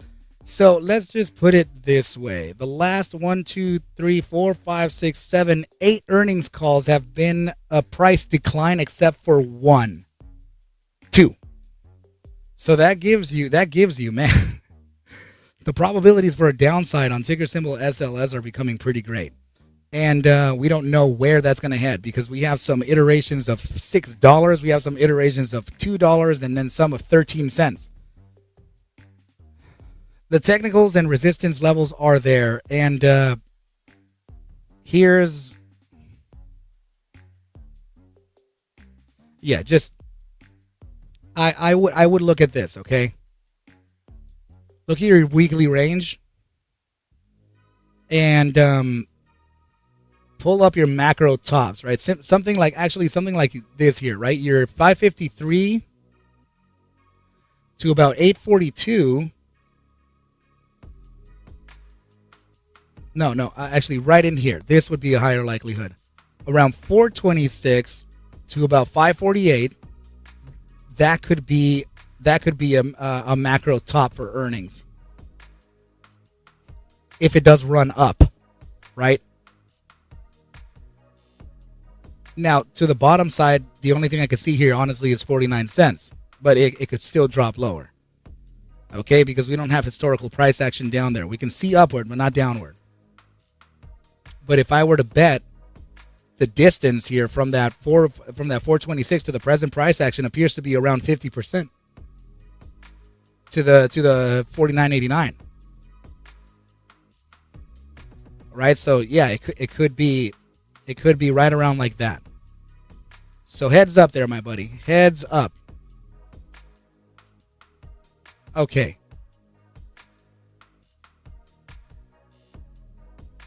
No.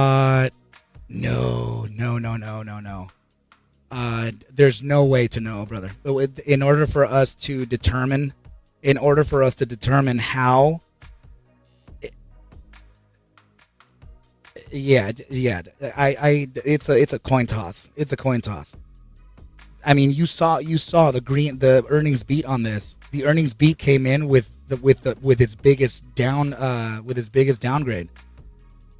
So it came in green, but forward guidance may not have been good.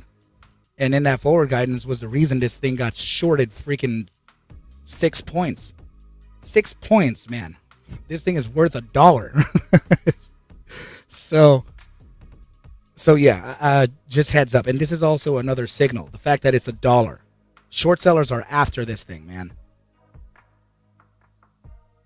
So just, I wouldn't, personally speaking, guys, I wouldn't trade this.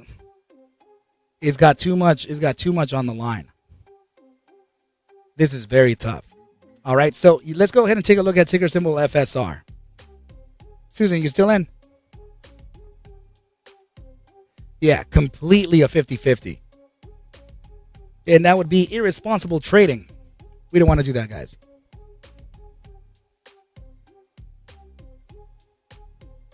Very cool stuff. Guys, that doesn't. Damn. Oh my God.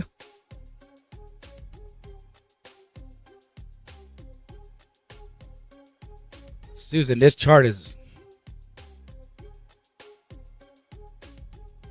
I want to tell you that it looks overextended, but we're still above the moving average with short volume, with bear volume.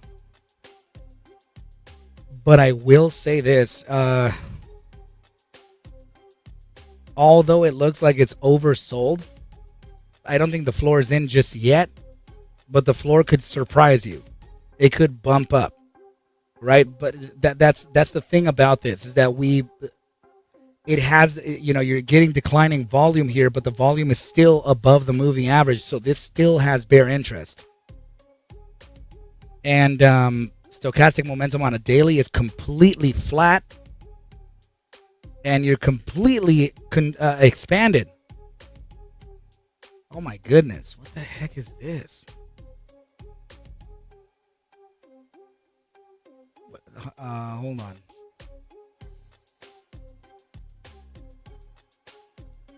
This is moving 6 cents on average. I would not. J Pong just said full port into ARCa F full port into FSR. Dude, why is Fisker losing it like this? We were just talking about cars.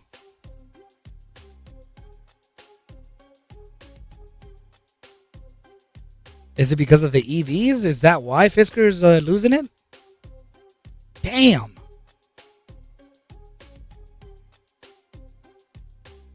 Fisker's looking at bankruptcy.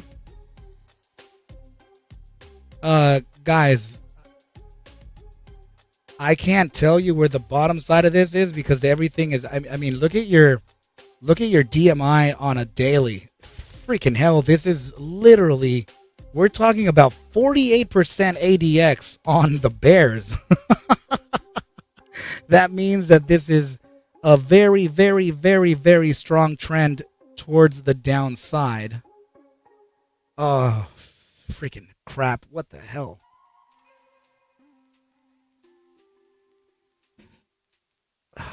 Dude. Let me see the 4 hour. I'm not going to lie, man. This is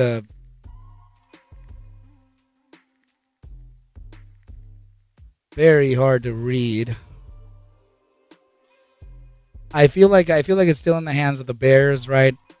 There could be some short-term bounces that could literally hand you your ass, right? This 1160 could be a downside, the weekly double bottom, and then get the resistance right up in here of about 1345. I would say that this is probably not worth the risk.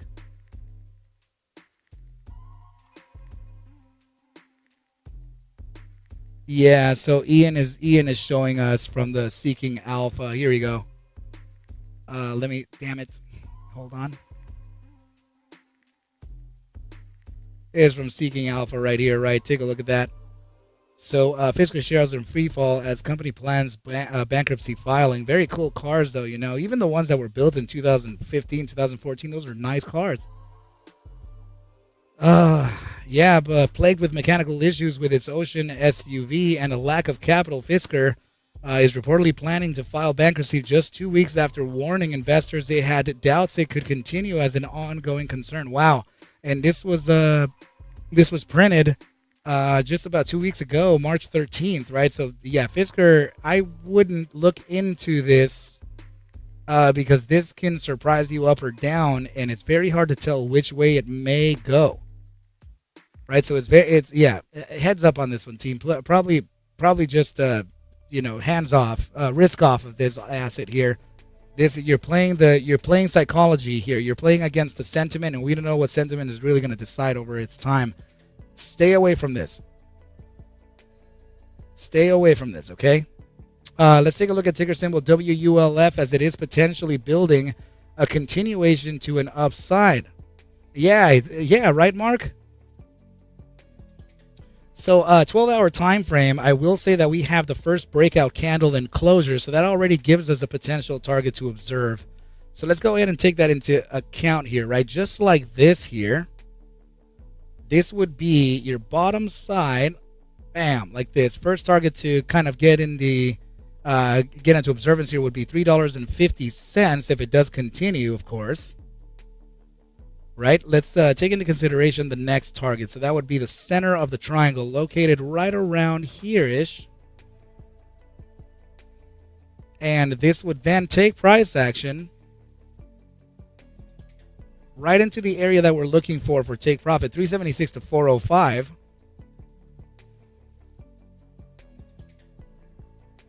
Let's see. And then your final target would be located right back here, right? So let's go ahead and take that into account.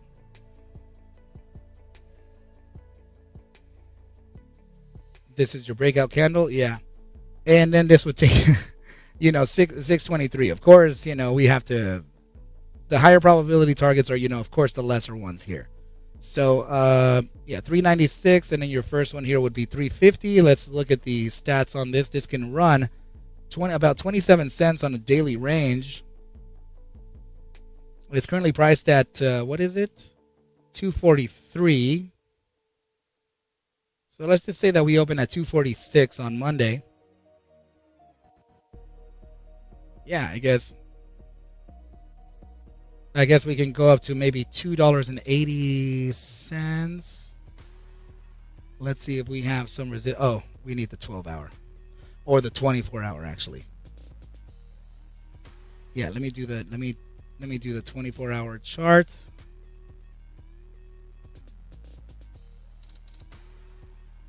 Yeah, so we're looking at around 284. The upper bound of the 2 standard deviation multiplier would take us to about $3.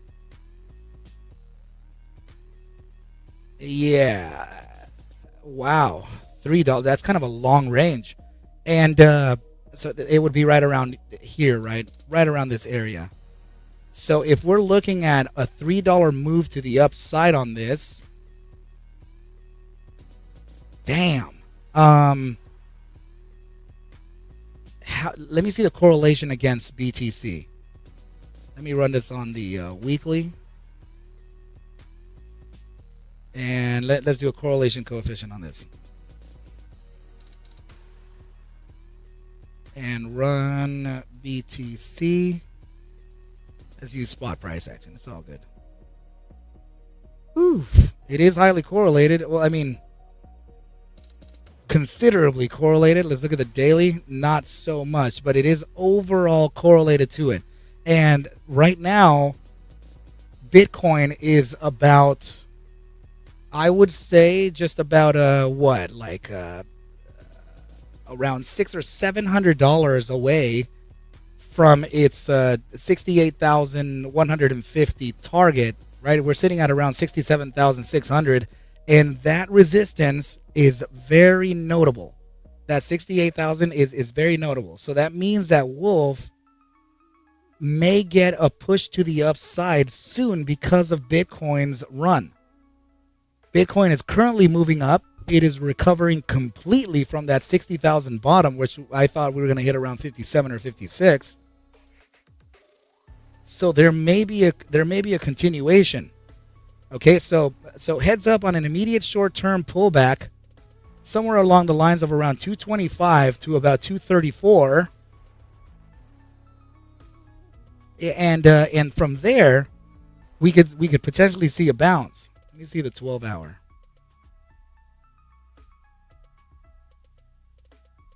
And your 12-hour retracement, that's observing here 225.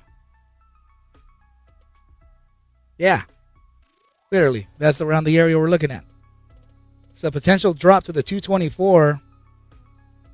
Get the upside here from that zone, but you wouldn't see a continuation to the upside until we break above 259 and then breaking above 281. That's gonna then take you on to higher price action. But yeah. So heads up for the immediate short-term downside and then a continuation to that upside. This is a bull pennant. It is suggesting upside here, right? But it can be played both ways. It's just we're breaking out currently, right? We don't want to get faked out here because this can easily perform a false breakout. Okay, so heads up on that. That can really kill off some that can really kill off some people here. All right, so let's take a look. Oh, Ian, I got you, buddy. Let's take a look at ticker symbol Lulu and see what we got in line for this ticker. Okay, so Lulu. Daily time frame gap down right on earnings. This was an earnings beat with potentially negative forward guidance. So, Ian, can you tell me? I know that you're in the ARCa Bulls team members side right here in the Discord, right? So please let me know: are you long or short this currently? And what is your plan, right? I want to go ahead and see if we can look at whatever that is. Okay, so you have no entry on this, which, by the way, team YouTube, please consider joining the ARCa Bulls trading team by hitting that link in the chat that I just posted, right? And you'll be able to trade the financial markets alongside myself and other very talented traders together, and experience how to execute the plays live. We'll be on at 6 a.m. Pacific time tomorrow morning, 9 a.m. Eastern. So Ian saying no entry, looking to re-enter on some long calls. Okay, so let's. I will say that this is a shocker, right? But usually when you have an earnings beat, which, by the way, this thing has had, wow,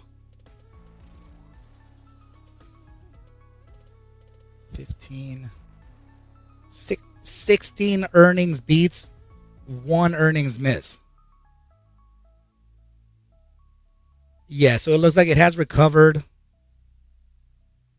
Ooh, well, no, yeah, it's had upside price action on almost all of these.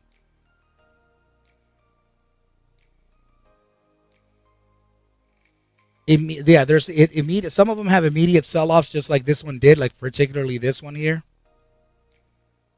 This one, right, sold off here, and then it recovered and continued. So I got to say that this is the biggest decline it's faced. And it declined to an area of critical support. 387.94 was powerful support. And I will say that there is an upside here that's going to lead price action back down. Okay, so 411.15, where is it on the 12-hour? 405? Yeah, I would say 411.15. This would be your resistance here to come back down and validate your daily gap and your top side of the range here on this trough from September 30th, 2020. That top side. So let's draw that in alongside the gap, the present gap. So this would be your top and your gap bottom down about here. Zoom in. Yeah, right in here. So that could be an area for price action to come back down. Now, what are the stats on this? Let's see. All right, buddy. J Pong, take care, my dude. Be safe, be well. Thank you for coming on by. 411. That's it. That's just an immediate short-term time frame retracement. And really, that's all it really is, right up here. But if we do get that retracement, and we're observing here a potential $400 bottom, $395, that's your daily ATR low, $400, 48 cents. And we're looking at $400.04 with a potential drop into $395 in case it overextends. Yep. I see it. Check this out. I can't tell. It's not there just yet. Let me see the 12-hour if it has it. It doesn't have it. Okay, it's okay. We can see it from our stats window right here that if we were to retrace, your lower 2 standard deviation multiplier on the daily is 399.36 or 39. That is also confluent to the bottom side that we're observing here. 395 to 400. Everything's landing pocket within that range. Now, for the top side, I would have to say that we should come back up. I don't know. I don't know if it's going to happen in a day. It depends on where we open, but we should be coming back up to the areas of about 419 to 420, and it is possible because of two reasons, right? You have your lower one standard deviation multiplier at 429.45. We're talking about 420, and you also have your daily ATR top at 432. So that would be this resistance range here at around 418 to 420. That would be the reason why we wouldn't get to the average true range top of 432. So I'm looking at immediate short-term decline here. Potential support range found again, 395 to 400 before continuing on to the upside again. Okay, so yeah, heads up on the play here because I do think that there could be immediate short-term downside. And then we can continue on to some more take profits. Let's take a look at volatility versus momentum on a 4-hour time frame. Let me get rid of the stats window here and observe this. Yeah, 4-hour time frame still declining here, shifting a little bit, but still declining. Let's see the hourly time frame upside push. Where is our resistance? Is it on the 4-hour? Ooh, it could be. There it is. Okay, bi-hourly time frame resistance. Okay, so this could be lined up. Check it out. We were observing here a potential resistance at 411.15, right? We're saying upside first, then downside. So that 411.15 resistance located right in between the SMA 200 and the EMA 200 on a 5-minute time frame. Heavy resistance there. Okay, get that resistance, pull back into the areas that we're looking for, which would be right in here, $395 to $400. This will be your potential load, and then the continuation to the upside would be got to break the prior day high in order for you to continue. But that prior day high may be replaced by tomorrow's high of around 411. Okay, so 409.66 to 411 is going to be your overall resistance to combat in order for you to continue on to the upside. 409.87, 411, let's see, 15, right around 411.15. Break this area here, confirm, and continue. Nice. I can't tell you that it's going to run all the way to the freaking moon, but you know. No, dude, I'm just about wrapped up. But I appreciate it, man. But yeah, this could be a pretty nice little run for the upside, you guys. All right, so now please remember, team, that I'm definitely offering the strategies continuation 8 to 12 week mentorship, right? So that's going to be at ArcMastersCourse at gmail.com. Send me an email there, right? And we'll get you enrolled for the strategies mentorship program. And that would be the continuation 8 to 12 week program for the master's course. That's going to be it's not going to be repeating the master's course. It's going to be diving straight into strategies and executions. All right, team. Appreciate everybody for coming on by. I definitely love you all. I know that I couldn't get through every single ticker in the world, right? But we tried our very, very best. So yeah, come on by, join the ARCa Bulls trading team with the link that I will provide for you here in the chat, and we'll execute that market. All right, team. I love you all. I love you all so much. Thank you for coming by. Please, yeah, that's right. CoinFox, please get some rest. Joe H., thank you for everything. Mark Roach, thank you for all of your help, my brother. And we shall continue. So yeah, let's go ahead and sign out here, guys. Thank you so much, everybody. Have a very good night. And yeah, please take whatever I do show and iterate within these videos as just a form of entertainment, as I cannot suggest for you to buy, sell, or hold any assets whatsoever. Ever. I need you to do your own due diligence and everything will be cool. But with that said, team, I wish you well a very, very good rest of your night. And I will see you at the Bell Mañana. Adios.